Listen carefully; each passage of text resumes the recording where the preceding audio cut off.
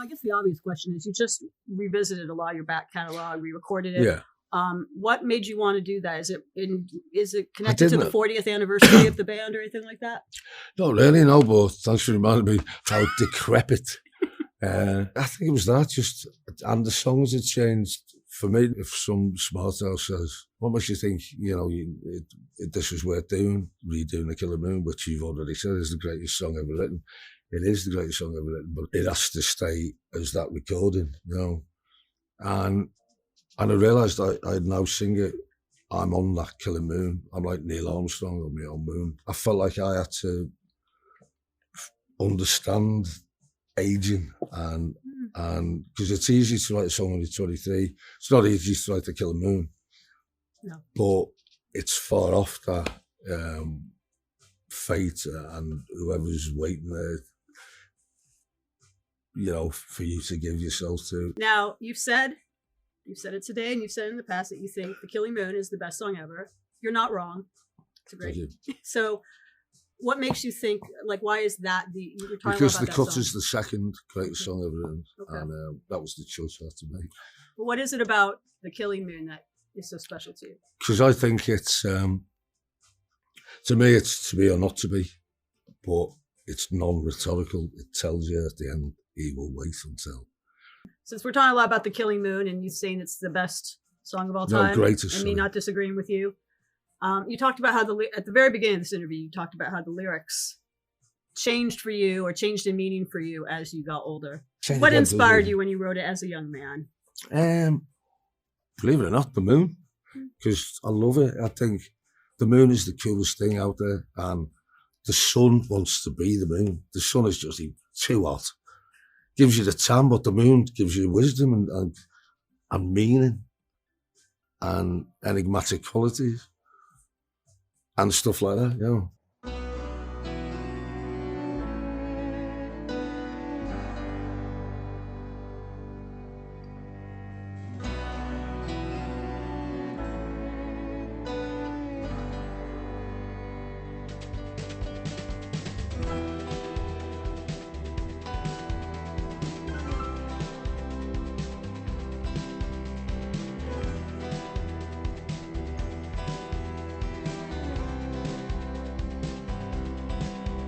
Under the moon I saw you, so soon you take me up in your arms, too late to beg you. Cancel it though, I know it must be the killing time, unwillingly mine. Fate up against your will.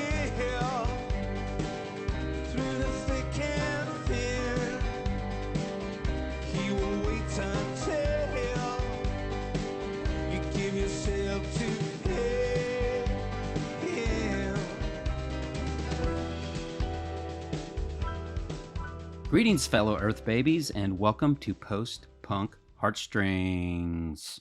I'm Jimmy James S. Butler, and it has been a while. Thanks to all of you for your patience and waiting for this episode to drop. I really appreciate those of you who have come back for more. It's hard to believe that it has been an entire year since I started doing this podcast. Somehow I managed to churn out 14 episodes in the last year in what I am calling Season 1. And this episode will be the first of what I consider to be Season 2. Even though it's been a while since I dropped an episode, I have been working hard on getting content and editing. So I hope to be able to drop some episodes a little more quickly than I have been in the past. I've had a couple of great conversations with good friends on 2 different bands, one of which is Echo and the Bunnymen. And today's episode will be part 1 of a discussion I had with my new friend Mark Feldbush.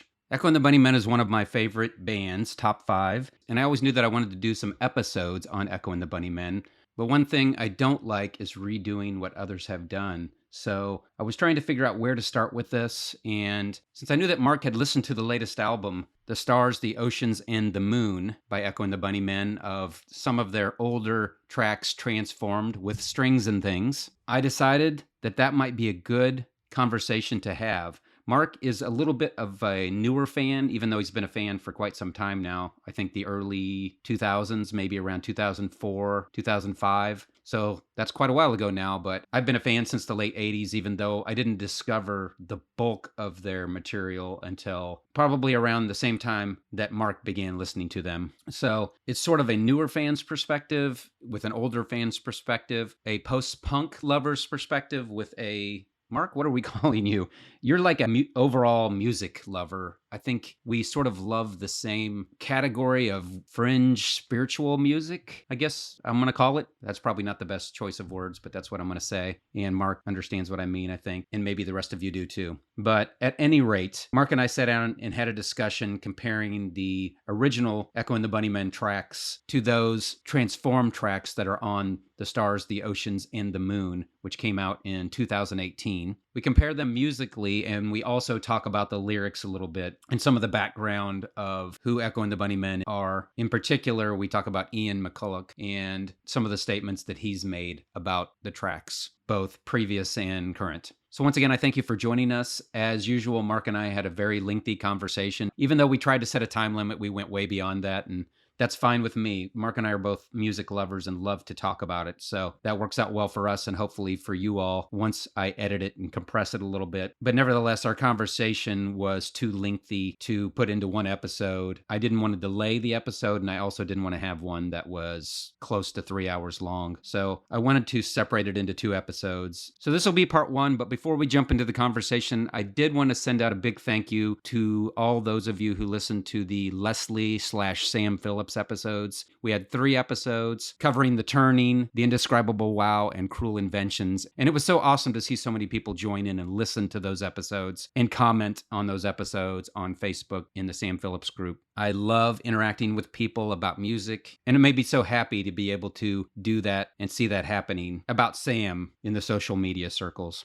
I'd invite you to find Post-Punk Heartstrings on Facebook and follow the page. I'll be honest, I don't do a very good job of posting there, but I'm going to try to get that under control. This last year was kind of me figuring out how to do all this and utilize my time the best way. So I'm hoping to do a little bit better job of posting things and engaging people, and hopefully people will engage. So please go find Post-Punk Heartstrings on Facebook and follow. And I'll try to post a little more content there and maybe even post some things behind the scenes for the podcast, maybe some video stuff of recording and things like that. Things you would usually find on a Patreon account, but I'm going to post it there for now, or try to. No promises of content being there, but definitely promises of a focused attempt to do so. So we're going to get off this intro thing right now, and we're going to jump into conversation. Mark and I begin by talking about artists that re-record their own work. So we spent a good part of this conversation in part 1 talking about that, and then talking about Echo and the Bunnymen a little bit, and then got into a few of the songs on this episode. And then on part 2, we'll continue with the album. We went through track by track, comparing the original to the transformed versions. And so I hope you all will join us for the full journey of both episodes. So Mark Feldbush and I are here together. We're going to talk about Echo and the Bunnymen, The Stars, the Oceans, and the Moon, their album that came out in 2018.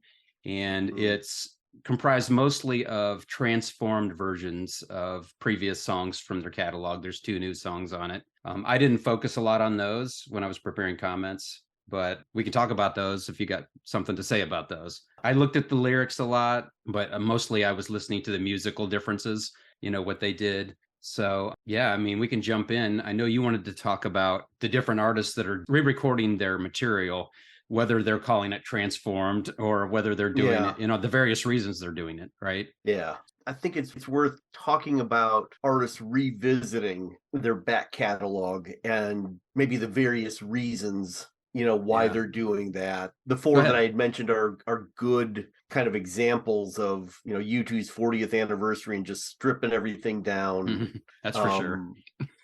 Right.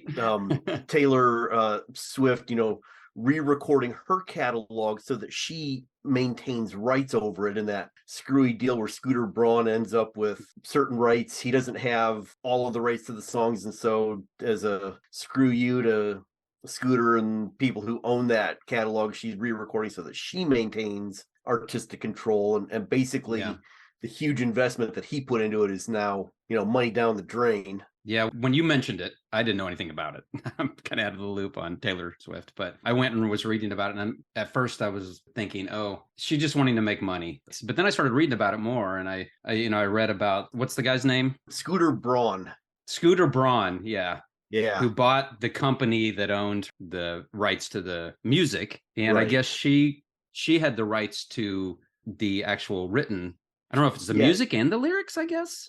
Music and lyrics. I forget all of the nuances, but she certainly got the publishing, and I think she may even have publishing, like some of the mechanical rights. Yeah, it was really interesting the way the contract was, because she could do it, but she couldn't do it exactly. So she had to change little things in the music, I think, to be able to re-record it. Yeah, it's relatively minor stuff, but you know, before Scooter could license any of those songs, even though he might have like the copyright control.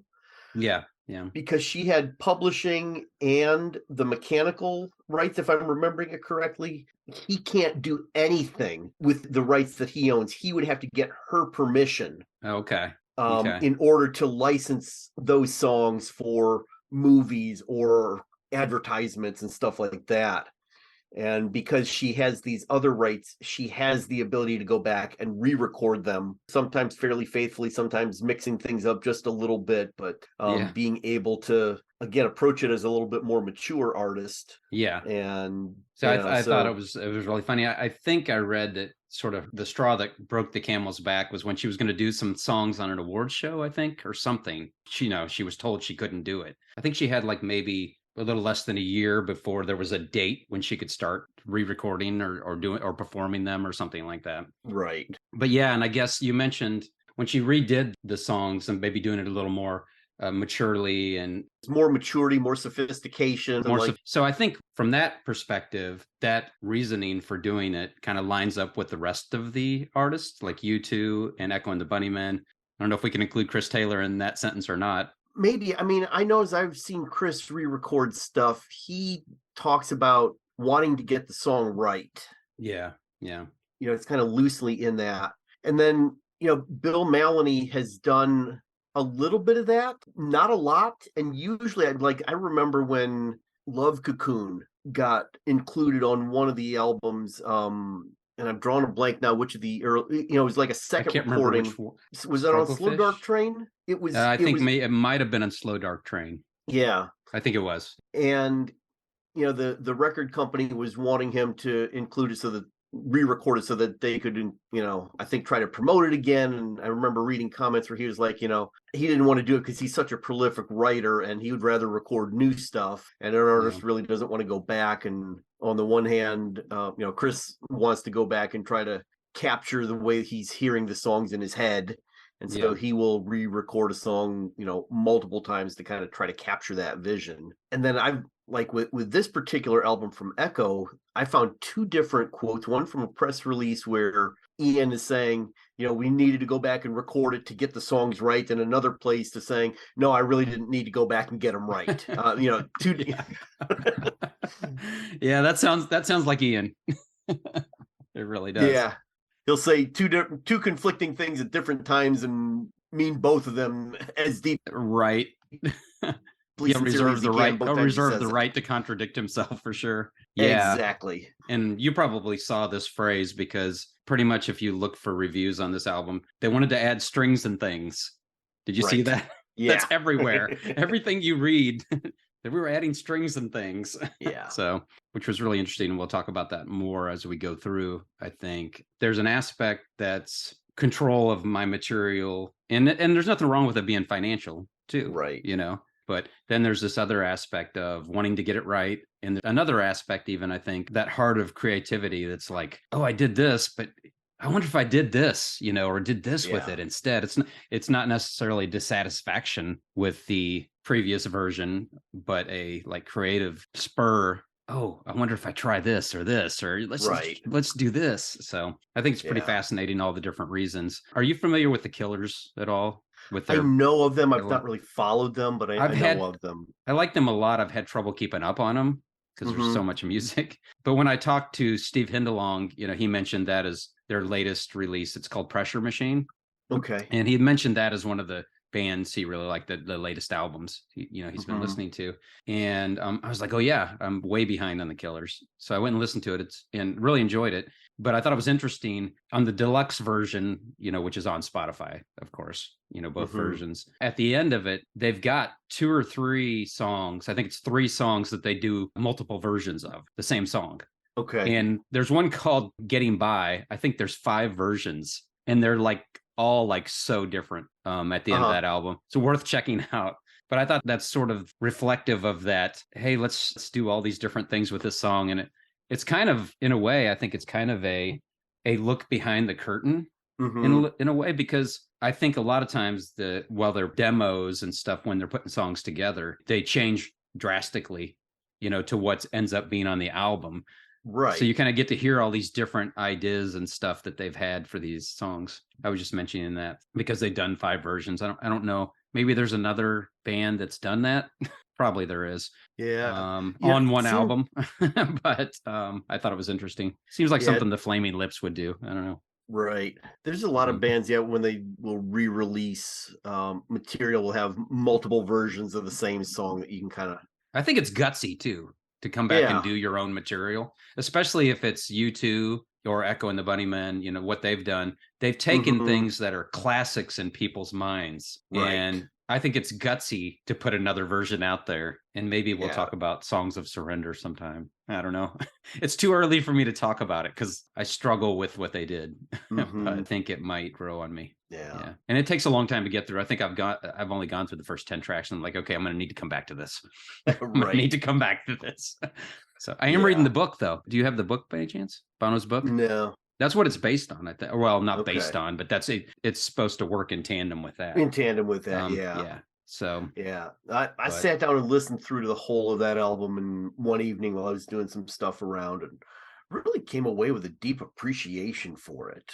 I think I saw you post about it. And I think I've seen Chris Taylor post about it. There's a lot of hate out there for U2 right now for doing it from longtime fans, and I try to be open-minded as I can with stuff like that, because I understand that you get certain times in your life and certain things stuck as your standard, and then it's like, okay, nothing's going to compare to that. So, but that brings us to this album, and I don't want to say I was pleasantly surprised with this album because I expected good things, but I really enjoyed this album. My sister got me the vinyl copy of this album probably 2 years ago. And I get so many records that I have records that are sealed that I haven't even listened to yet, which is a shame, because it has to be, if I'm doing vinyl, I pretty much got to either be cleaning or cooking or right there where the record is. Right.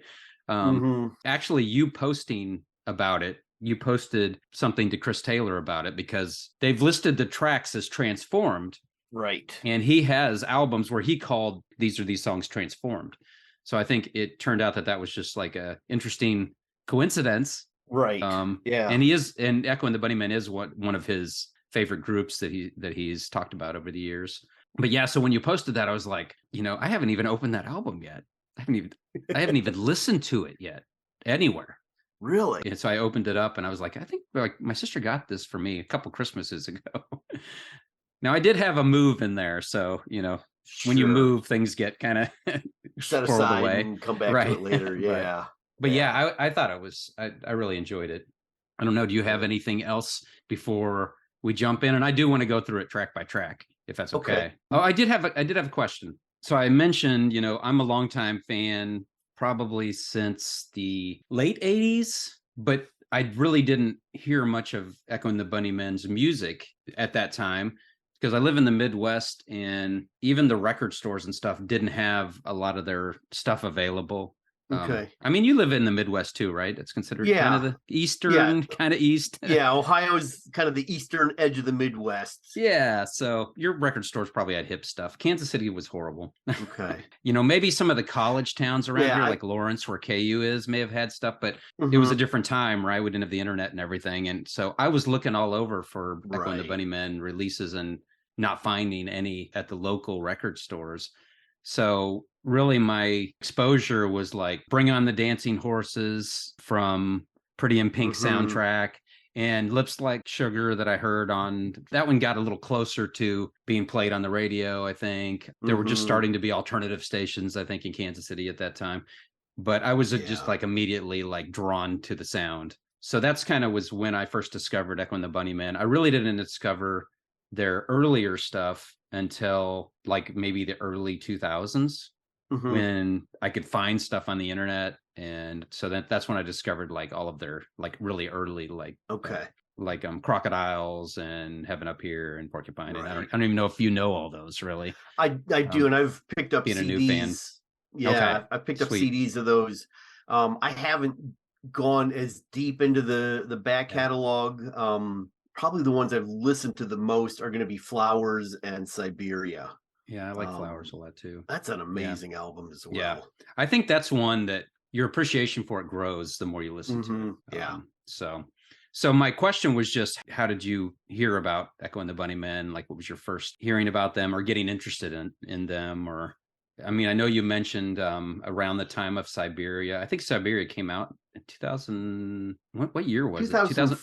Siberia 2005 was 2005 is what resonates. Yeah. Okay, that's what resonates with me. Yeah. I mean, I was aware of Echo and the Bunnymen going back into the 80s. I just never went down the rabbit trail of listening to them. I wasn't opposed to secular music, but wasn't listening to a lot of secular music. Was listening to a lot more Christian music. I mean, and I came from a background where even Christian rock was not acceptable, and my teenage rebellion was listening to Amy Grant and Petra behind my parents' back. Yeah. I mean, that was a square kid, right? So let me ask you this question. I don't think I asked you this before. Maybe I did. I don't think I did on our previous episode. Did you have any any music purges? A couple. Actually, I guess one.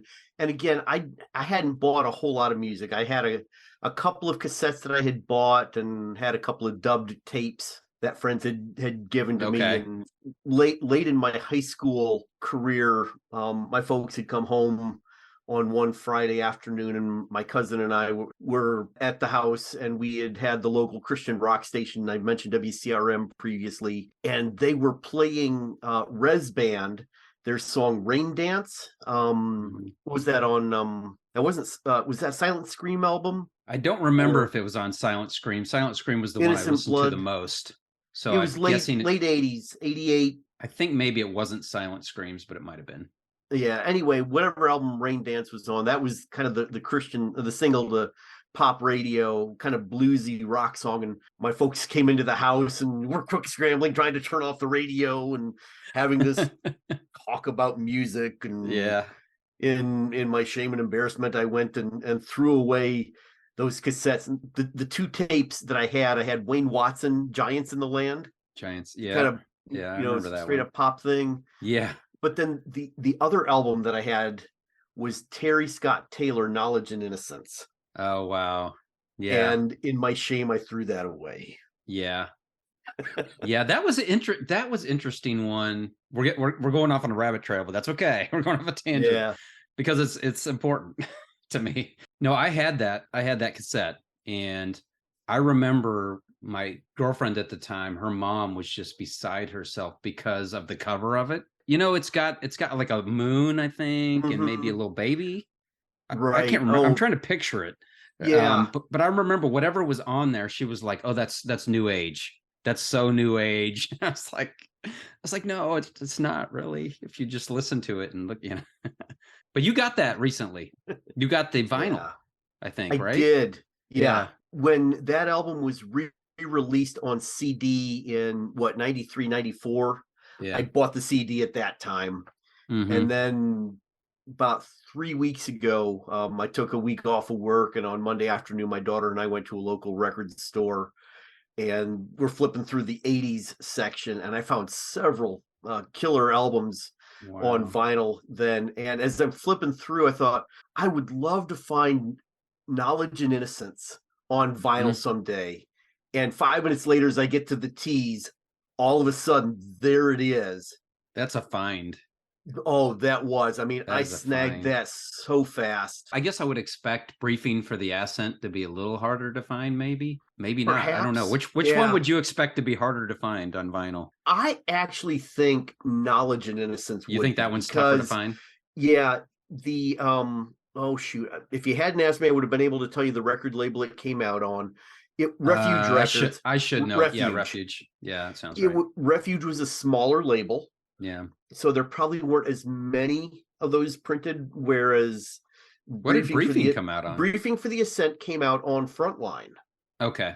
And so it's not, going to be, Arista or Columbia kinds of numbers, but it had much bigger, more national distribution than I think probably Refuge did. So I would think Briefing might be a little bit harder or easier to find on vinyl versus Knowledge and Innocence. But I posted, when I posted about finding Knowledge and Innocence, I actually had a guy reach out to me and say, hey, I've got a copy of Briefing for the Ascent on vinyl. He sells albums. He said, if you're interested. Sweet. And he had a really good price. I want to say JR's Hobbies. He's got some stuff through, I think, Discogs or something like that, where he sells albums. And so he sold it to me at a really great price. So I've now got great. Briefing for the Ascent on vinyl as well. Those are on my list to track down at some point. I don't have copies of them at all. You probably had a lot of cassettes at one point. Yeah. Maybe in your college years. I've still got a lot of cassettes. Oh, see, you're smart. See, I had them and I traded them in.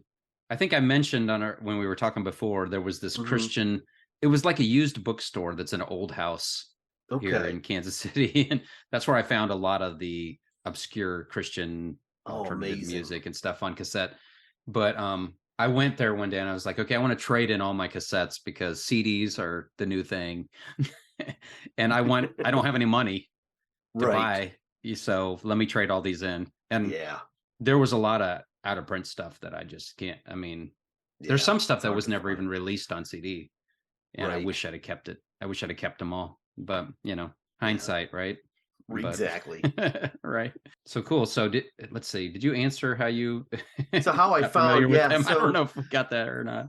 I mean, in the 80s, as I started to develop an interest in music, I would, read far and wide and just kind of had my ear to the ground, even if I wasn't buying stuff. And so, Echo and the Bunnymen was in the ether along with so many other bands, and, probably heard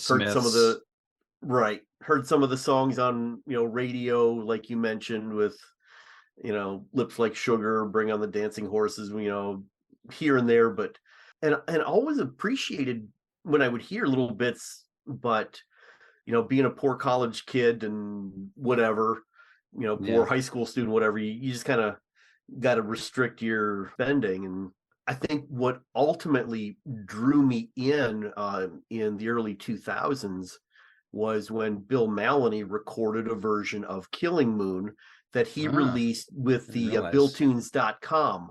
That was a subscription service that Bill did for 3 or 4 years. And so it's an acoustic guitar version with keyboards that he and I believe Mariah sings harmony vocals on.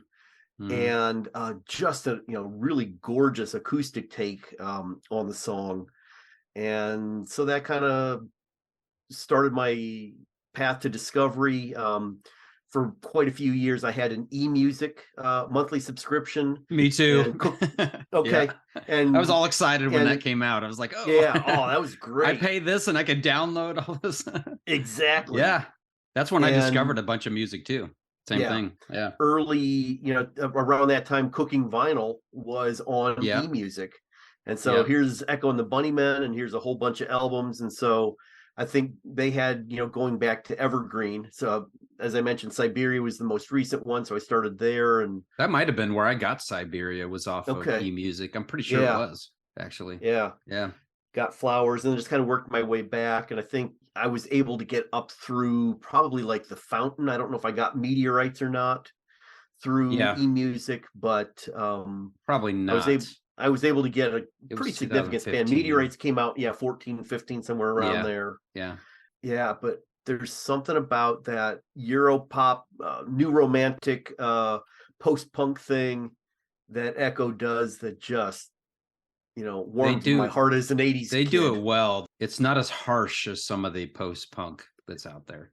It's very palatable and very accessible, I think. Yeah. For a greater population of people. Yeah. So I had a follow-up question to that. Okay. I think I have the answer now. But so my question was, did you hear the transformed versions first or the originals? Sounds like you probably heard the originals first. I think I heard a lot of most the of originals first. Yeah, since I got the CDs, I was collecting those on up. I probably got the last couple before I moved to Columbus about 3 years ago. But I didn't have a chance to really live or dig deep into them. I'd spin the CD a couple of times, and I've got a pretty sizable CD library, so rotating stuff and in and out. So I did not live with them as much as I've probably lived with the transformed versions. Gotcha. And in getting ready for this episode, I made a playlist in Apple Music where I put the two back to back so I could listen to the original and then the transformed and do that all throughout the whole album. And that was a really interesting exercise. That's a smart way to do it. I did not do that. If I'd have thought about it more, I would have, but I'm juggling so many things. So I would go and find one. Okay, let me go and search for this one now, the original. And then, but I know the originals pretty well. So that helped me, but you're smart. You're smarter than me, which is not a surprise to anyone who will listen to this, I think. Okay. So do you want to say anything else before we jump in to sort of a track by track commentary? Echo and the Bunnymen is like one of my very, very top favorite groups. Yeah. Top 5 probably for me. So yeah, that's how big of a fan I am. So. I think I'd like just to take a couple minutes to kind of go back to the different reasons why artists are recording stuff. And it felt like we were just kind of talking through it, but I think I'd like to kind of approach it from a little bit more intelligent angle. We're all about intelligence, Mark. Yeah, right. All you listeners out there, please understand, Mark and I are all about intelligence. That's right. Yeah, no, I think it's interesting that we're choosing to go look at this Echo and the Bunnymen album at a time when U2 has just released this massive 40-song Songs of Surrender retrospective where they go back and revisit, all of these classic songs in their catalog. And anytime an artist does that, right, the diehard fans get up in arms. Yeah. Because it's just a money grab, or the originals were so much better, or why did you mess with it? Why'd you mess it up? Yeah. Yeah. And so you ruined it. You ruined it, right. And reading reviews for The Stars, the Oceans, and the Moon, there's a lot of similar sort of comments that people, reviewers are saying of, these new arrangements really don't add anything, or I don't get why they did X, Y, and Z. And it's not uncommon for an artist to go back into their back catalog for whatever reason to revisit songs.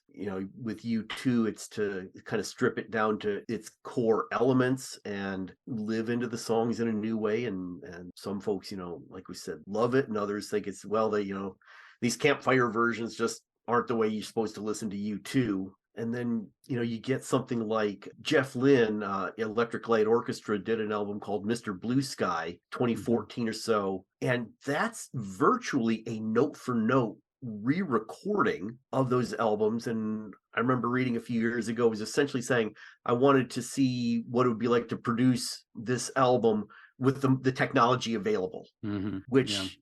is cool to hear the songs, but it's not like what U2 did or what Echo does with this album. Well, I think that could be a bad or a good thing. Right. It's all in the ear of the listener. It's all in the ear of the listener, and you got to have a much more sophisticated ear than I've got. For sure. To hear those nuances. I mean, you can hear the compression here, or you can hear the difference between the digital and the vinyl. Maybe somebody can. My ear is not that sophisticated. I don't notice it. I'm not going to be able to name any of them, but I guess there's been a lot of bands that have redone their music like note for note, pretty much. Yeah. I can't think of any of the ones I read about who the bands were. Right. But and there's been quite a few that have done that, they said. So. Right. And sometimes it's a matter of the band no longer having rights to the original recordings. They want to be able to have control over their music, and so they opt to go back and re-record something. I mean, that's the whole deal with the Taylor Swift and the Taylor versions of all her albums, with Big Machine Records getting bought out, and then Scooter Braun, the venture capitalist, buying out Big Machine and the rights to Big Machine and her catalog, and not wanting to give her the rights to any of that back. And so the way bully Braun, she called him a bully. Yeah. And so the way she maintains control of her art and her catalog, and to be able to have even the performance rights and rights to license the songs for movies and soundtracks and whatever else, is to record new versions. And because she owns the rights to all of those free and clear, other artists, film production companies, whatever, are going to come to her to get those, because then they don't have to do this song and dance and going back and forth to multiple parties who own multiple rights to songs and whatnot. She becomes a one-stop shop, and she owns her back catalog in its entirety herself. So I thought it was really interesting. I think I even read that iHeartRadio is like, every time she puts out a new re-recorded song, they kick the old one off their service and put that one in place. I thought it was pretty cool. Right. Yeah. So any residuals that Scooter might get off of those, it all goes straight to her now, because those are the official version. Right. So, the money he invested is basically flushed down the toilet, and he's got something that's basically worthless now. Basically, right. Pretty cool middle finger there, Taylor Swift. Right. Yeah. And then, sometimes artists are wanting to reapproach their songs, re-record them, discover new things in different arrangements and all of that sort of thing. So, there's a variety of reasons, and this is one of those albums, depending on when you read Ian McCulloch, whether or not he wanted to do this. Press release for this album, he said, "I'm not doing this for anyone else," he's been quoted as saying in the press release. "I'm doing it as it's important to me to make the songs better. I have to do it." Yeah. And then a few months later, the Northampton Chronicle and Echo has an interview with him, and he says, "I wanted to hear the songs differently, and I knew I could sing them differently. It wasn't necessarily about making them better. I want to hear them in a way that I want to hear them now." So it wants to make them better, but it's not necessarily about making them better. Right. I have a couple comments. Okay, so I have a follow-up quote related to this album from Ian McCulloch. He said, "The main reason is I can't listen to a lot of the early stuff, even though I know people think it's classic. When I hear me voice," that's British. When I hear me voice on the first 4 or 5 albums, I just think, that doesn't sound like I thought it did. To me, it sounds like a little boy trying to be David Bowie." And then I think what you said, "I'm not doing this for anyone else. I'm doing it as it's important to me to make the songs better. I have to do it."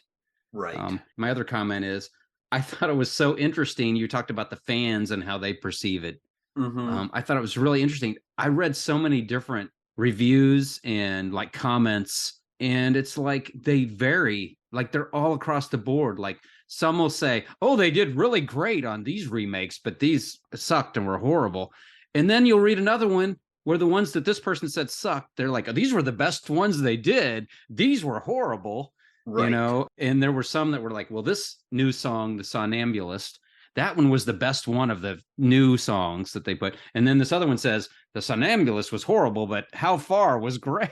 I was reading all these things, and I'm like, you just pick a review and you're going to get something different on what they say they did right or wrong, and why. Yeah. So which all goes to speak of how we all hear things in different ways and appreciate different things about the music. Elements. You might appreciate a certain element in the work of an artist, and I might appreciate a completely different element about that artist. And so if they change that one thing or do something different, then you're like, wait a minute, they ruined it. But I actually kind of held off on listening to this album for a while, because I had seen some of the reviews where people were kind of taking a dim view and, "Oh, well, this doesn't add a whole lot to, the catalog and blah, blah, blah." And, again, was at a point where I was kind of watching some shekels and how much went out. So I didn't bother to acquire it. And as I've come back to listen to the album, I find that I am really enjoying the arrangements that are on The Stars, The Oceans, and The Moon. Yeah, I am too. I did not like Meteorites. Like I said, I'm a big fan. So it's one of those, I kept listening and kept trying. I'd leave it for a little while and come back, because I've had so many albums that I like didn't like it first when an artist makes a change or there's something different. And so I knew enough to know, I had enough musical wisdom to know from past experience that like, okay, I might love this. This might be my favorite album someday. Let me put it away for a little bit and come back. But I've done that like numerous times with Meteorites, including like a couple weeks ago. And for me, it just doesn't have it. And The Fountain kind of had a little bit of stuff I enjoyed, but moreover not. Siberia, I loved. I say I'm a huge fan, but I think I kind of like pushed Echo and the Bunnymen off to the side for a little while because of that. And so I didn't even, until my sister bought this for me, so that would have been 2020, I didn't even know what was going on with Echo and the Bunnymen. I hadn't even kept up. I didn't know what they were doing. I didn't know what they were putting out. I thought, okay, Meteorites is their last album. I probably would get some sort of notification or something if they had a brand new album. And somehow this one jumped past me. But so I was kind of out of the loop with them for a while until, listening to this. As we're talking about artists revisiting their catalog, I'm also thinking about hearing songs live and live albums. Yeah. When you go to hear a song live, I mean, there's probably a few people that just want to hear the song as they heard on the radio, but most fans are open to reinterpretations and new arrangements and different ways of encountering the song. For most musically inclined, whether you're a musician or a deeply appreciative fan, hearing something different in a live arrangement is kind of what you come to a live album for or a concert experience. So I'm kind of curious then that when they go to do a studio album of alternate arrangements, why it is that people have such reactions. Yeah, I'm really glad you brought that up because I had the same thought, and I was thinking like a lot of these alternate versions and stuff, I think not necessarily always, but a lot of the time they're reflective of their live performance and what they do live. Right. And I was trying to remember because I saw Echo and the Bunnymen last year for my birthday in September. And I was trying to remember because they did a lot of these songs. And I was trying to remember, okay, was it closer to the original version or was it closer to the transformed version? And I want to say some of them were closer to this transformed version. A lot of them were closer to the original as well, because, specifically I remember. But I thought of that same thing. I thought, why do people get upset with these changes when you go to a live show? Like, you get a different version for the most part. I think if you're getting a good concert, you're getting something that's a little bit different than what you hear if you slap the album on. Right. Like you said, some people want that. I've heard people complain about it the other way around. Like, well, they didn't sound anything like what was on the album when I heard them live. And it's like, yeah, I mean, it's not supposed to. Yeah, it's heavily produced. It's very controlled in a controlled environment. And I've had so many bands that like I was like sort of nonplussed on. I can list the Counting Crows as one of these. When the Counting Crows first came out, I was sort of nonplussed. Yeah. But when I actually saw them live. And that's when I saw Sam Phillips. Sam Phillips was with them.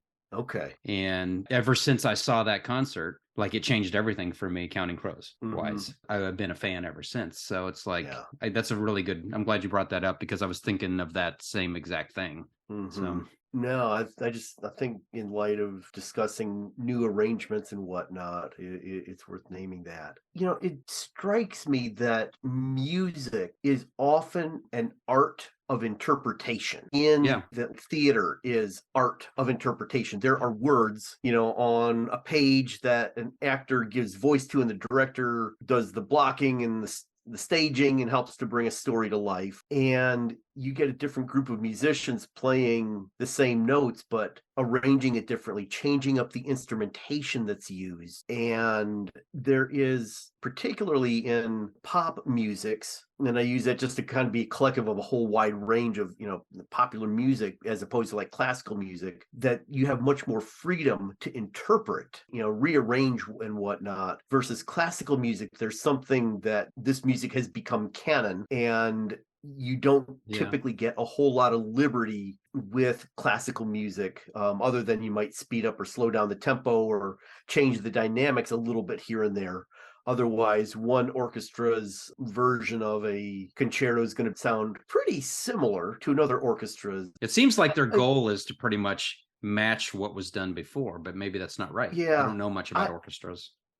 think I would say that for classical musicians, it's much more about faithfully interpreting the music as written. I remember a church that I was a part of several years ago, and we had a couple of members who played in the Columbus Symphony, and both highly skilled musicians on their instruments. And the church pianist and organist was also a very gifted musician, but she played much more by ear. And she could vary the arrangements of what she was playing. And I remember overhearing the classical musicians conversing with her and just being flummoxed at her ability to improvise and go with the flow, where they were so used to reading the note for note and then interpreting, like I said, with tempo or dynamics, as opposed to, just the melody and having free reign to play. So I think classical music orchestras are about interpretation, but it's much more, there is a way that it has been written, and we are going to try to recreate that as much as possible. Yeah. At least from my layman's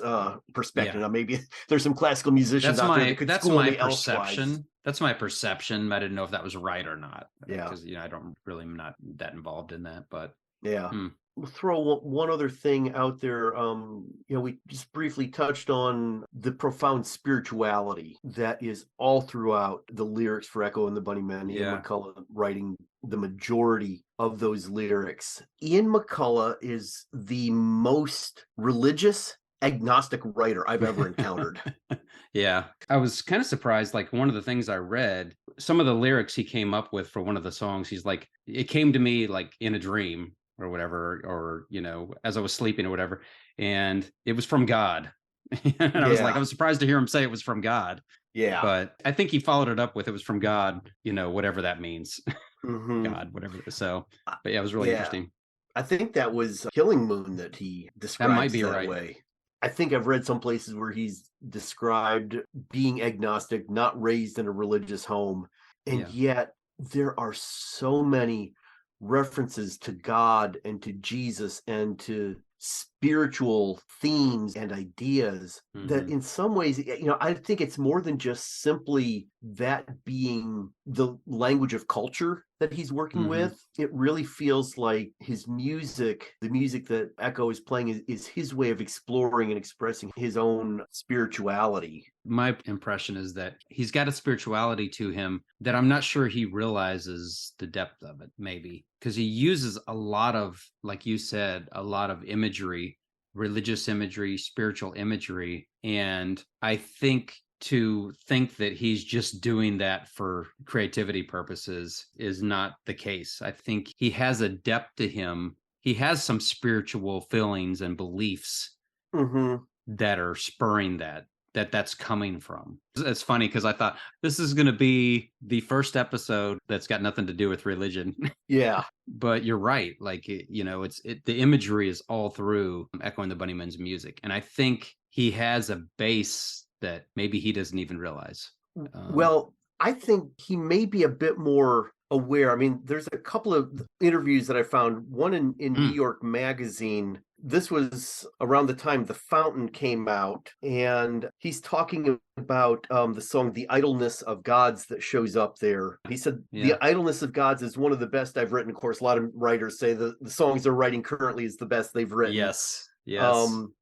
I wrote the lyrics. It's similar to when I wrote The Killing Moon, where I felt the chorus was given to me by divine inspiration, right? So he's claiming divine inspiration. With Idleness, it's God saying to me, would you write me a song, one that I can sing?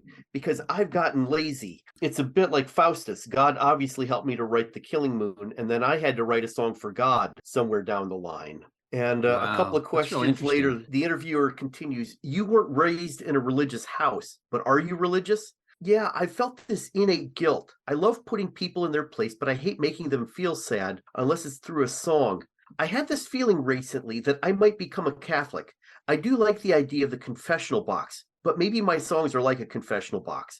Most of them are explaining or hinting at my frailties and faults or romanticizing them. And then in 2014, when Meteorites came out in the song Holy Moses, there was an interview in USA Today, and the writer says, like many songs in McCullough's catalog, Holy Moses conveys unsolved spiritual yearning. And McCullough says, if Moses can't find God, then how can I? Are we praying to someone who just isn't there? I want to believe that he is in some form or another. Wow. Yeah. So I think there's a profound spiritual yearning. That's a beautiful, beautiful spirituality too. Like a question, questioning, like, I want this. Yeah. And so many of the lyrics wow. that show up on this album, I think, reflect that yearning. And I'm not by any stretch going to try to say these are Christian songs or they have an agenda, but they use the language of spirituality, of religion. Better than a lot of Christian groups did at the time. A whole lot better. Yeah. Because a lot of those songs came out of the CCM market, were agenda driven. And this is really about a quest and a search and a yearning and a longing to discover something. And again, that's one of the reasons I was drawn to this music, right? This band. I was drawn to a lot of the bands that had sort of that spirituality or religious type fringe, like Simple Minds. Simple Minds, phenomenal band.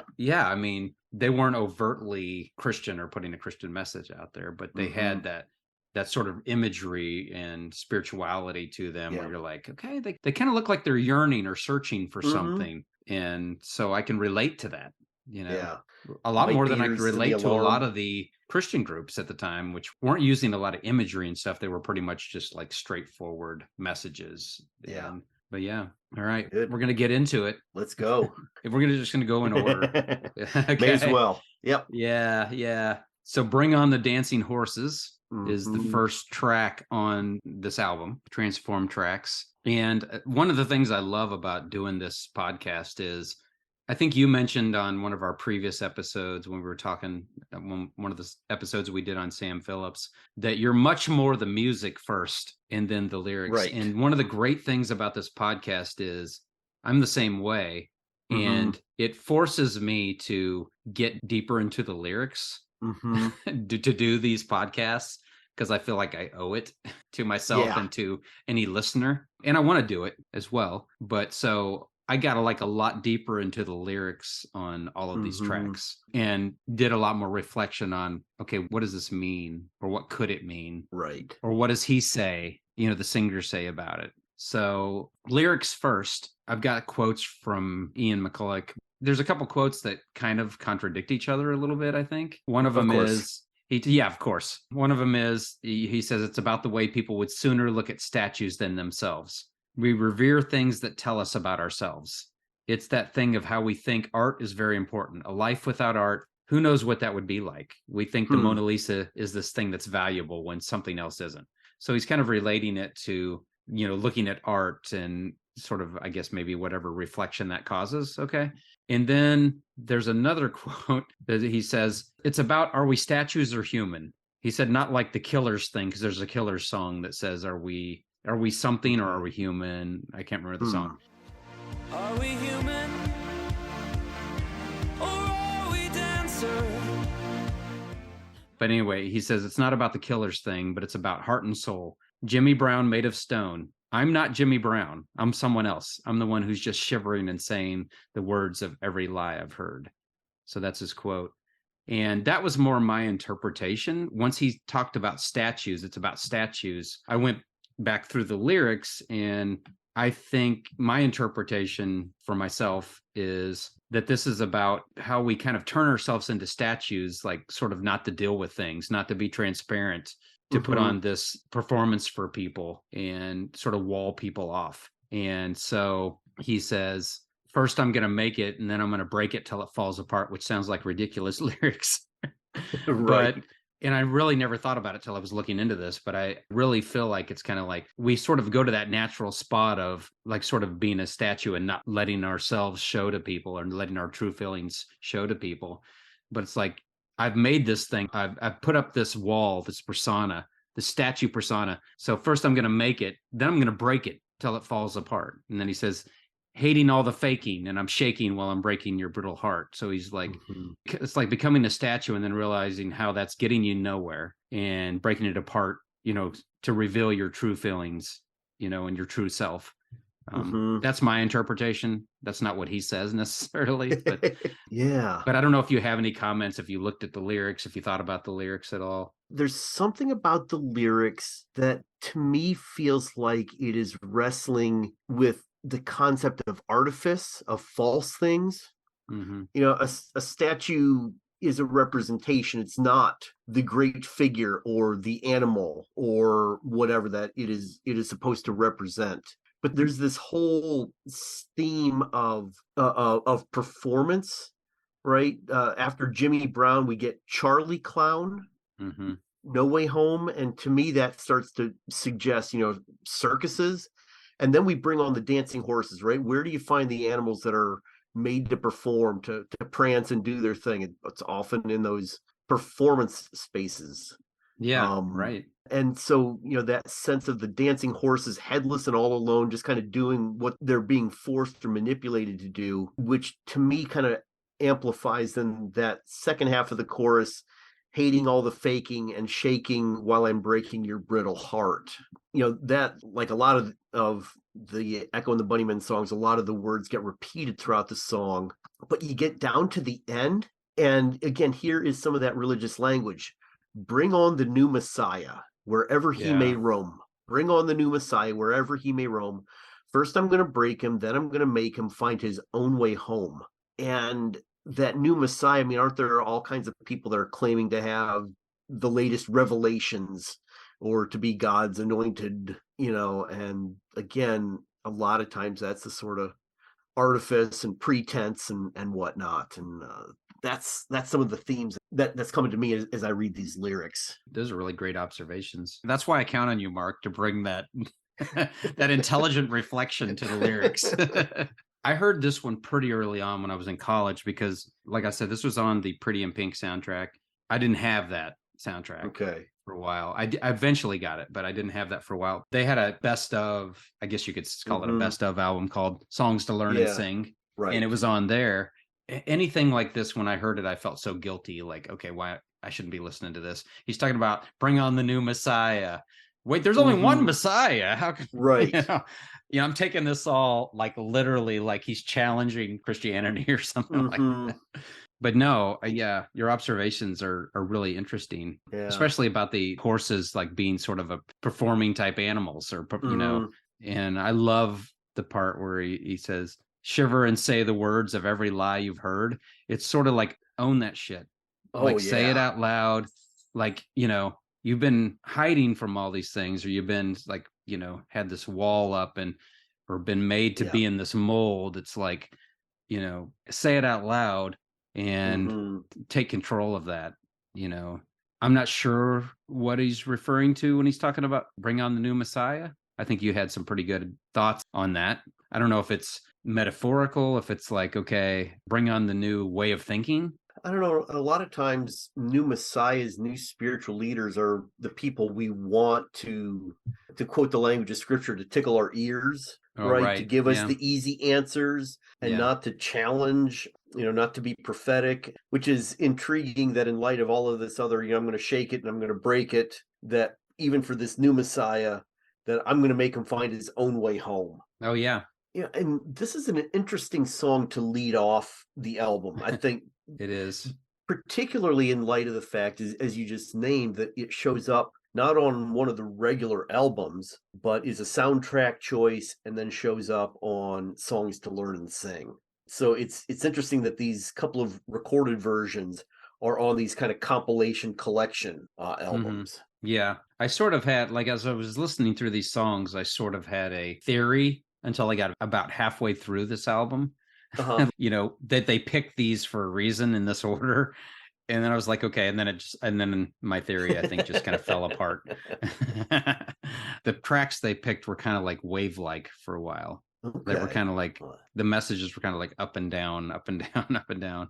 I'm not sure why they picked this one to head off the album. It's a beautiful melody, and maybe because it was on the Pretty in Pink soundtrack that was a pretty big hit in the 80s, that it may be one of the more familiar songs. So maybe it's, you know, just a nod to familiarity in a song that might pull people in. I'm going to put my personal reflective spin on it, which is, okay, here we are. We're going to be transparent with you guys on this album. We're going to tell you how we really feel for the rest of these songs. So we're going to start out with this one. I don't know. Yeah. Could be anything, right? I couldn't find anything on what the order of tracks, what the choices were based on. Yeah. Probably they want to leave that, Right. to the imagination. Even in the behind the scenes making of podcasts where they talk about albums, very rarely does sequencing come up. And yet I know for a lot of musicians and the A&R people, sequencing is a pretty important piece, but it's not part of the secret sauce that gets talked about. Right. And probably for good reasons, I'm sure. Yeah. So musically, what did you think? Let's compare this to the original. Overall, I am going to end up favoring the arrangements on this album over the originals. There's a couple of reasons why I lean that way. Number one, all of the vocals. You've got McCullough as a much older person. I've read several things, where his voice on, it shows the effects of chain smoking and whatever. But there is a richness and a depth to the voice that I think brings out something in the lyrics on a lot of these songs. Mm-hmm. Mm-hmm. So I appreciate the lower register of his voice on these songs. And then overall, I think the arrangements on this album are warmer and richer than the arrangements that are on the original albums. Part of that is the aesthetic of the post-punk thing coming in the early to mid 80s. I mean, as we said earlier, they were touting this album as having strings and things. So you do get the string arrangements, but overall, I think sonically, there is a much richer, warmer feel to me with these arrangements on these songs, and that pulls me in a lot quicker than some of the harsher arrangements of some of the originals. I think that's a really fair assessment. Obviously, I'm a longtime fan, and I'm a post-punk fan at heart. So for every reason you just listed, there's going to be some that I'm like, okay, I would prefer the original. Sure. For exactly the reasons you listed. Right. What I was surprised about is I didn't dislike any of the tracks on here. Like, I didn't think they were subpar, I guess you could say. Yeah. I might have liked some of the originals better. I think there's 2 tracks on here in particular I liked this arrangement better. But I was actually hoping that you were going to like these arrangements better, so that we'd have 2 different perspectives that we could. Yeah. It's not like I was like, Mark, you're crazy. Like, these are horrible. I like them. This one, I think I just thought this is a fine version of the song. I think I probably like the original better because in the original, there's like this, I want to call it the synth loop that's going like throughout the song that I think really resonates with me. But it was very much of the time, I think, of the 80s. All the synths and stuff that were used and the loops that were used. The synth loop isn't in this version, and I like that a lot. Other than that, I think it's pretty close to the original, like in arrangement overall. Compared to some of the other tracks, I don't think this one is like severely different. And the vocals, like you said. You mentioned the vocals specifically. I think you used the word warmer on the Transformed tracks. I would agree with that. And like, that's one of the reasons I like the originals better. But like I said, that's because of my post-punk background and my like, oh, he sounds like he's singing in a box or, with a bunch of, in a cave. I'm drawn to that because the vocals in this are like much more upfront and warm. And like you said, that was part of the thing where I said there's all these different reviews. Like, some people like just criticized his vocals on this Transformed album. And some people said, oh, they're much better because he's wiser and he's learned how to use his voice better. And some people were like, oh, it's horrible. He can't carry a note anymore. And I'm like, ear of the beholder. But I thought that his vocals, I love his voice. It's like this deep, warm, soothing voice almost no matter what he's singing. So I appreciate that about this Transform version. But I think the main one for this on me is that I lean towards the original is just because of that synth. It's like a synth background loop. I don't know what else to call it. Right. It's kind of a vibrating synth part. And that's just a personal preference, I think.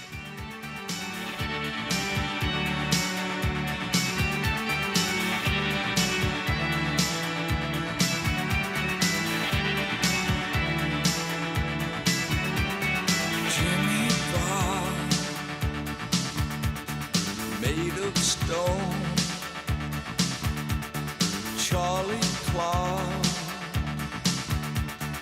no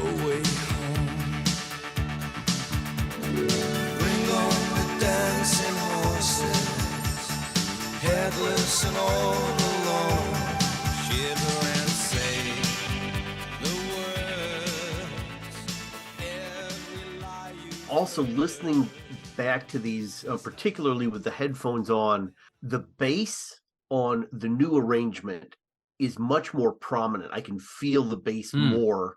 I think I like hearing the bass in songs. Oh yeah. I like having See, I that didn't even feel. realize that. Okay. And that is that's feels much more right. prominent in this arrangement than it does in the original. Yeah, I tried to listen to these enough to put them in my memory. It's tough when you know the original version so well.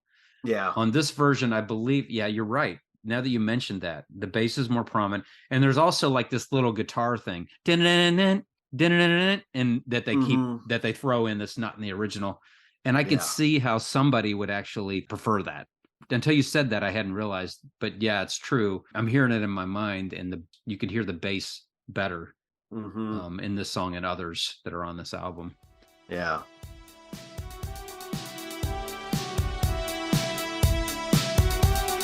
Jimmy Brown made of stone. Charlie Crown, no way home. Bring on the dancing horses, whatever they may want. Shiver and say the words, every lie you've heard. First I'm gonna make it, then I'm gonna break it till it falls apart. Hating all the faking and shaking while breaking your brain so hard. Are there any songs on here you didn't prefer to the original?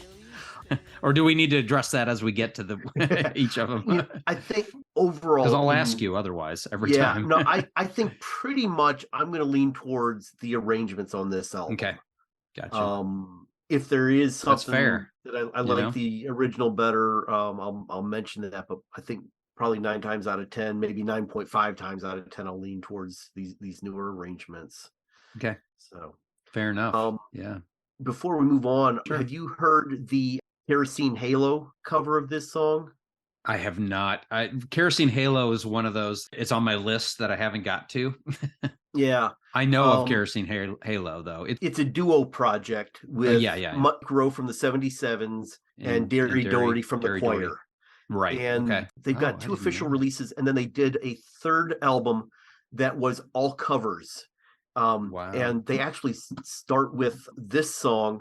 It's a gorgeous lullaby arrangement of this. It's just such, Derry's got just such a sweet tenor voice, and Mike is in his kind of crooner best on that song, and it's just a really, really it's interesting beautiful that they arrangement. did that track. Yeah, it's interesting to me. Yeah, I think it was an album of fan-suggested covers that they did as a bonus for a Kickstarter project. Okay. With their so I may album. or may not be able to get to it. We'll see. It's up on Bandcamp. Okay, on Bandcamp. Yeah, I'll get it from there. Yeah, cool. Yeah, and they close out the album with a cover of Chris Taylor's "Good Night, Good Night." Wow, I've got to. I've got to get. It's a beautiful album. I'll buy that. Yeah, yeah. I'll if get you're a copy of if that. you're a fan of the Sevens or the Choir, those are. I kick myself because there's all these, and that's Kerosene Halo is one of those that I'm like, okay, I need to take some time to explore that, but it's just, kind of keeps getting pushed to the side with everything else. Yep. That's good in a way. It's like I'm in the candy store and it's like, okay, there's this candy off to the side. I'm going to try at some point. It's always there. So I'll never run out of things to try, but that's one of them. Yeah.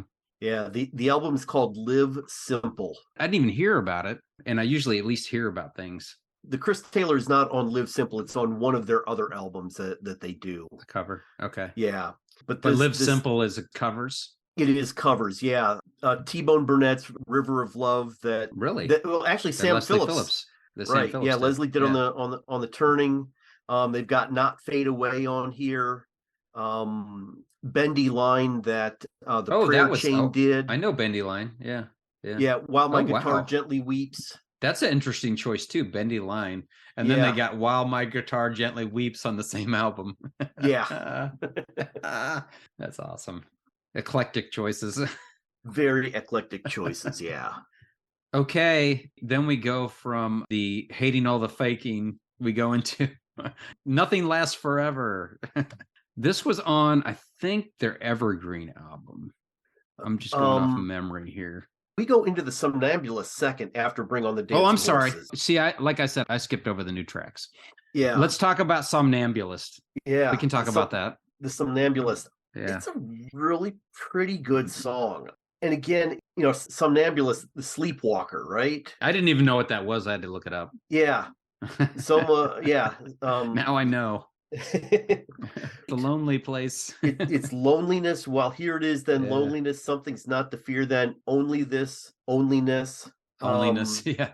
Out of body through the wall. Felt so holy. Felt so small. Close to godly. I'm minuscule.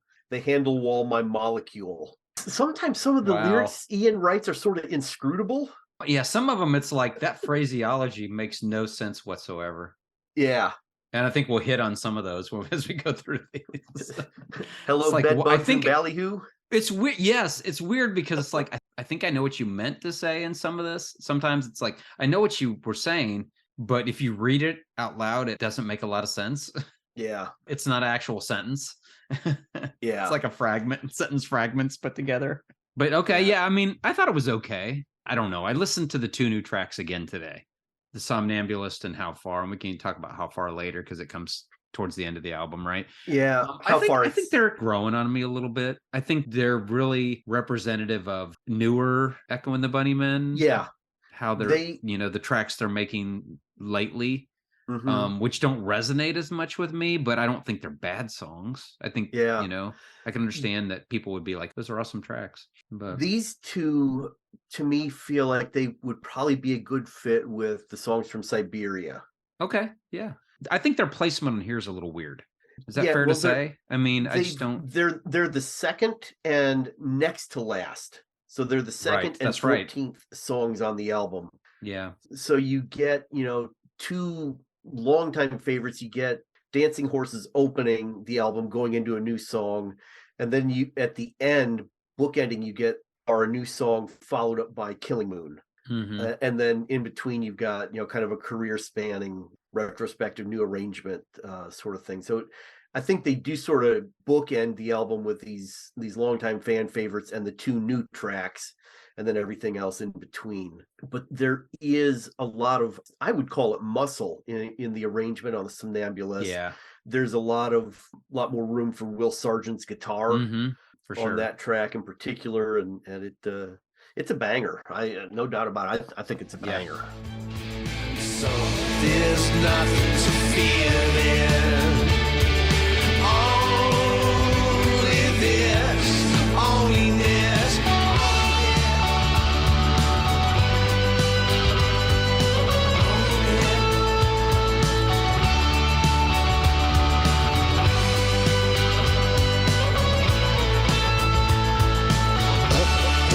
Up and down, that place, the place I have to face on the staircase. Don't my dreams break, don't make me wake up. Yeah, I'm not sure which one I prefer out of the 2. I'm thinking the Somnambulist. But there were again, the reviews, some people were like, the Somnambulist is the better out of the 2 new songs. And then some people would say the opposite. So I tend to not like when they repeat the same words over and over and over. And How Far is one of those. How far, how far, how far, how far. It's like Holy Moses is kind of like that too. When they say the same lyrics repetitively, there's a good way to repeat lyrics and there's a bad way. And sometimes it feels lazy to repeat lyrics, like just a lyric over and over again in a certain context. I'm being kind of harsh, but we can talk about that when we get down to How Far, because that's the main song that I'm thinking about right now. But that is one of the things that's throughout Ian's lyric writing, is that you do get a lot of repetition of phrases or words that shows up quite often. And I think that's good. I just think when it's like just smack dab right in a row. It's like you're struggling with lyrics here. And so you did this. Right. But also then I kind of push back on myself and I'm like, wait a minute though. on how far even the lyrics that are in between that are pretty good lyrics. So, maybe it's one that's going to grow on me. It's just, I just have to get used to it. But yeah, interesting choice, the Somnambulist. Interesting subject matter to write a song about. Right, a sleepwalker and the loneliness. Pretty nice metaphor, I think. Symbolism of somebody who's lonely or sort of isolated from other people. This is one of the songs on the album that has a nautical theme. Yeah. Later on we'll get Seven Seas and Ocean Rain. But this one opens up, the dreams are a chair, wheels in his oceans, walks in his sleep, the somnambulist, beneath the seabed, magic potions, waters deep for the somnambulist. So we get some of that oceans theme from the title of the album right here in this song. Yeah. So, okay, now we jump into Nothing Ever Lasts Forever. Nothing lasts forever, excuse me. Nothing lasts forever. So this was quite a bit different than the original version in a number of ways. For one thing, it opens up with the marimba, the xylophone. That's not in the original version. No. I liked it. I thought it was an interesting choice. I'm going to say I don't prefer it, but I would say the versions for me on this are equal. I like the original, but I like this too. I like what they did with this. There's an organ throughout this too. I wrote that this is it's a very pessimistic view, the lyrics of the song. I think the placement of it, I'm saying after Bring on the Dancing Horses, I know we had the Somnambulist in between, but I think it's interesting. I feel like the Bring on the Dancing Horses is sort of a message I consider it a message of hope and healing, through sharing your feelings instead of hiding that. And now we're going into hiding feelings. Part of the lyrics are hiding feelings under my skin. I'd walk to you through rings of fire and never let you know the way I feel. Under skin is where I hide. So this is the complete opposite of what Bring on the Dancing Horses was, which is let's break down this facade and be real. Now it's like I'd walk through rings of fire and never let you know the way I feel. Under skin is where I hide. The love that always gets me on my knees. I want more that I can get, just trying to forget. Nothing ever lasts forever. We go from a message of hope and healing through the sharing of feelings. Then we go into hiding feelings under the skin and the pessimism that nothing ever changes. And all the shadows and the pain are coming to you. The closeout lyrics of this song. So part of my original theory as I went through these songs was like, okay, we have one that's up, like talking about hope and kind of talking about how we have healing. And then one that's down, talking about how, this pessimistic view. But like I said, that theory fell apart like halfway in. But let's hear your thoughts. I kind of went on a little spill there about the lyrics. So let's hear your thoughts about it. I'm actually kind of intrigued. I think maybe there's something lyrically with this following up the Somnambulist. As I read earlier, the Somnambulist starts off, the dreams are chair wheels in his oceans, and nothing lasts forever. I want it now. I want it now. Not the promises of what tomorrow brings. I need to live in dreams today. Oh, wow. So there's dreams a second time. I'm tired of the song that sorrow sings. In a lot of ways, I kind of read this as a song of grieving, and maybe that issue of hiding feelings. Who can I be real and honest with my feelings? I'm tired. I don't want this promise of some future. I need to live today, and not get hung up in that sorrow experience.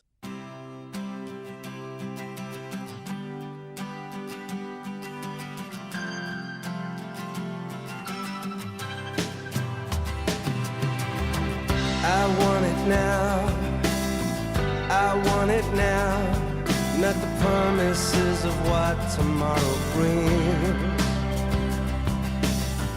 I need to live in dreams today. I'm tired of the song that sorrow sings, and I want more than I can give.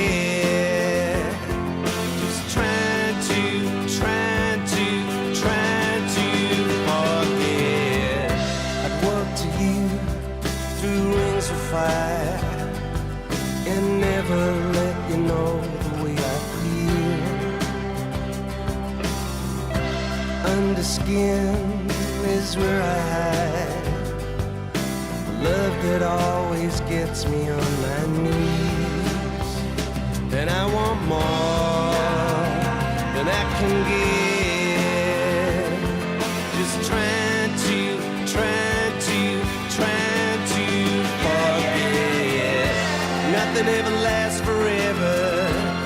Nothing ever lasts forever.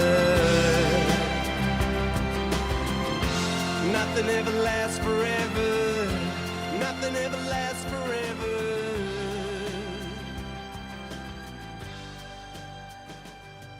I like your interpretation. I used to hear these lyrics. I would think of Veruca Salt from Charlie and the Chocolate Factory, who's like, I want it now. You know, in my mind, it was like, okay, Yeah, I want more than I can get. I want it.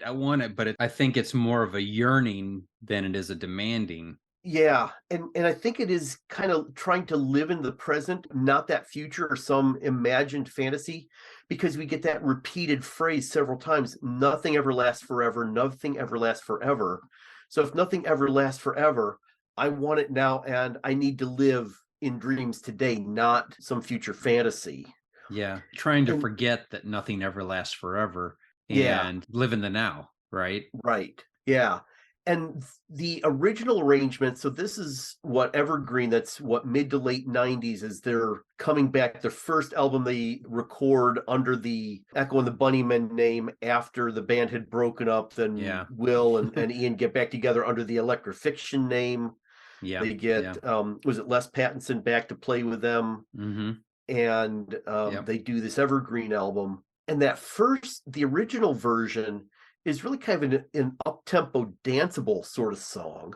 And I think there's something in the new arrangement with that marimba that's a little bit quieter, that's a little bit more mellow, that you have the voice of age and experience singing Nothing Ever Lasts Forever, I Want It Now, not the dreams of what tomorrow brings. And I think there's a way in which this quieter arrangement really fits the lyrical theme in a more congruent way than the danceable version that's on Evergreen.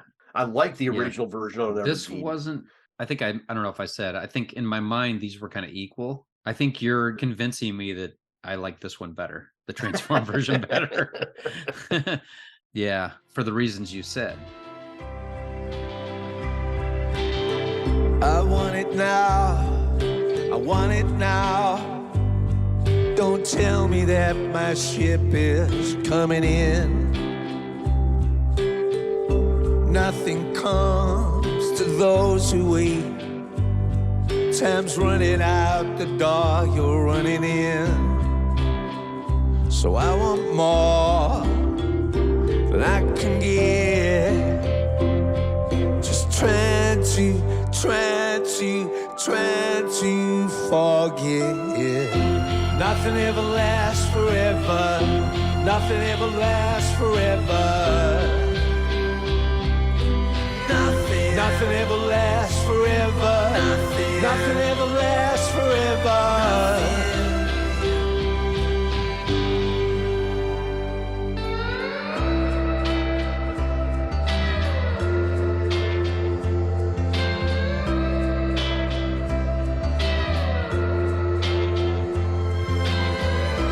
All the shadows and the pain are coming to you.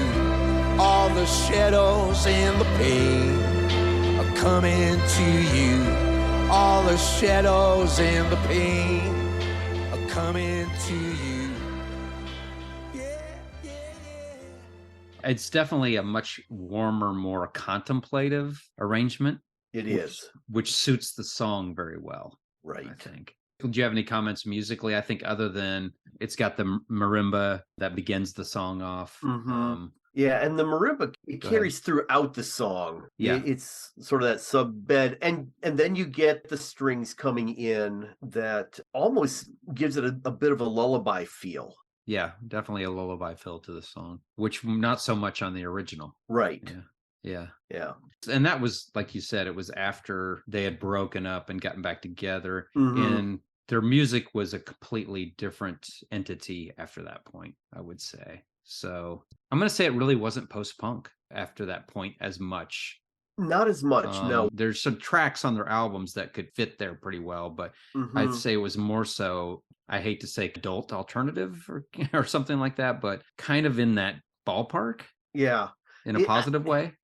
In some ways, it's sort of grown up post-punk. Yes, there you go. Yeah. Yeah. Well put, Mark. Thank you. Thank you for putting something into good words that I am unable to.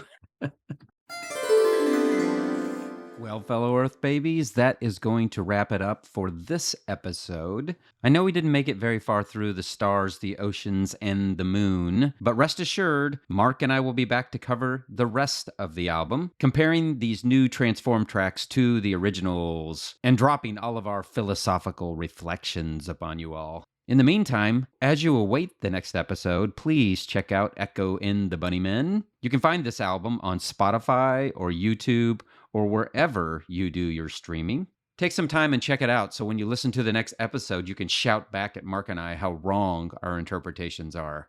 Also, in the meantime, please go to Post Punk Heartstrings on Facebook and follow. Leave some comments. Tell me what you like or didn't like. Tell me what we need more of or less of. Unless it's me. You can't get less of me. You're going to get more of me, if anything. I mean, I'm going to try to give you exactly the right amount, but, is there really a right amount? I'm not sure if there's a right amount of me or not. But anyway, we're going to wind this episode out with the Kerosene Halo cover of Bring On the Dancing Horses that Mark mentioned earlier in the episode. It is from the album Live Simple, and I encourage you to check out Kerosene Halo on Bandcamp and support them. Until next time, peace out, fellow Earth babies.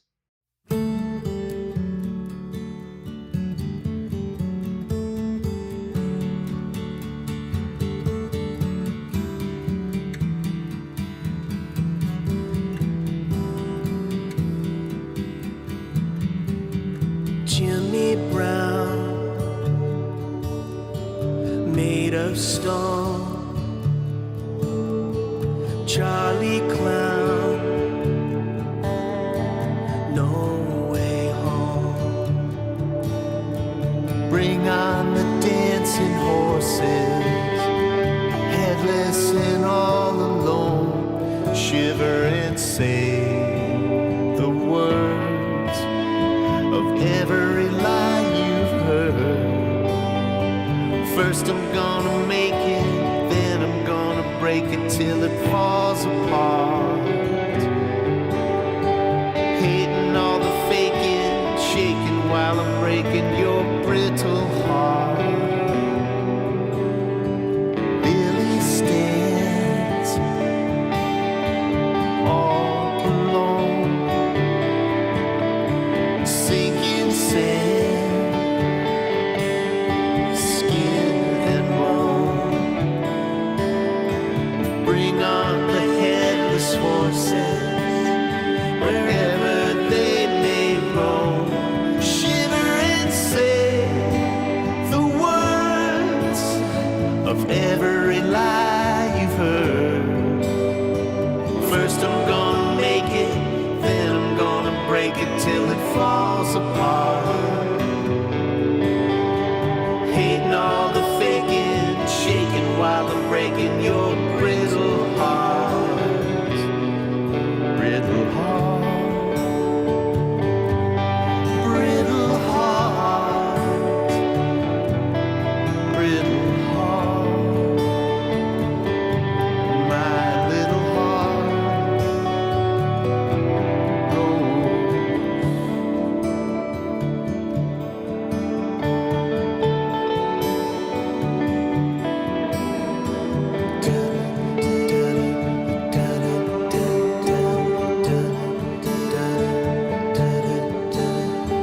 Jimmy Brown, made of stone. Charlie Clown, no way home. Bring on the headless horses, wherever they may roam. Shiver and say the words of every lie you've heard. First I'm gonna make it, then I'm gonna break it till it falls apart. Hating all the faking, shaking while you're breaking my brittle heart. Brittle heart, brittle heart, brittle heart, and